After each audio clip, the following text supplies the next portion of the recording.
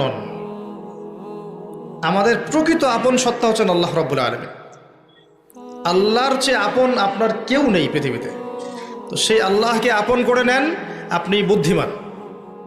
আল্লাহকে বাদ দিয়ে অন্য সব কিছুকে আপন করে নেবেন, আপনার মৌতের পরে আপনাকে এরা ভুলে যাবে। আপনার মৃত্যুর পরে এরা আপনাকে খুব বেশি দিন মনে রাখবে বলে মনে হয় না, রাখলেও বছরে বছরে একদিন। কিন্তু আল্লাহ রাব্বুল আলামিন একটা মুহূর্ত আপনাকে ভুলে থাকবেন না।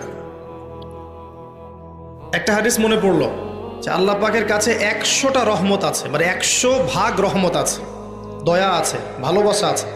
তার মধ্যে 1 ভাগ তিনি সৃষ্টি জগতের মধ্যে দিয়েছেন। ওই যে গাভী তার বাচ্চাকে চেটে পরিষ্কার করে না, কুকুর তার বাচ্চাকে দুধ খাওয়ায় না, ওই 1 ভাগ রহমতের জন্য, 1 ভাগ দয়ার কারণে। বাকি 99 ভাগ রহমত আল্লাহ পাক তার নিজের কাছে রেখেছেন।